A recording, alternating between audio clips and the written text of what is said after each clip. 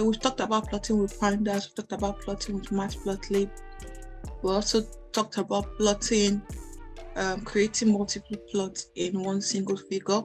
So we've done the line graph, we've talked about customizing your plot also. We talked about line, we've done scatter basically, and we've done bar, and we've done histogram.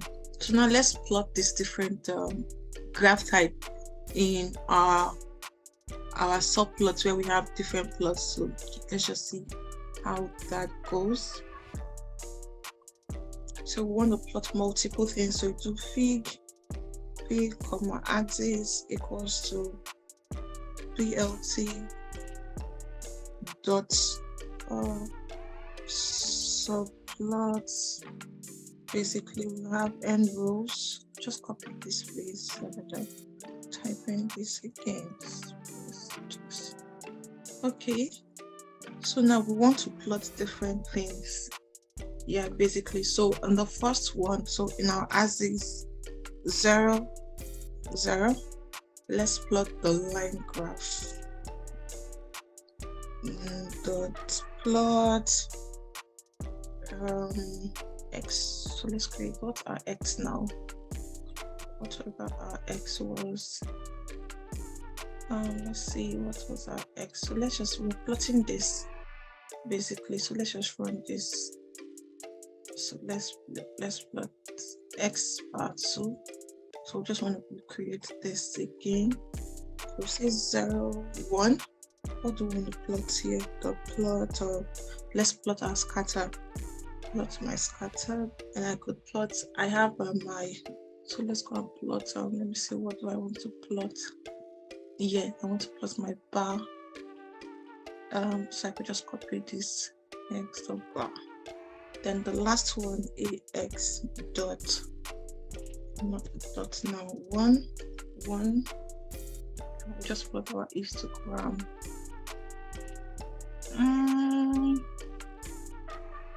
Basically, I did this. So now this plots this, but now let's customize those plots. Remember, just have to always do this. Okay, so what this is, so you're saying that let those first, the title of this first one be called line, the title of this one scatter, the title of this bar, and the title of this histogram. So you could also do, so now this is the figure title. Remember when I talked about the axis title and the figure title? So, and you could customize your font size, your font weight. So by the time I run this, so you see what this returns.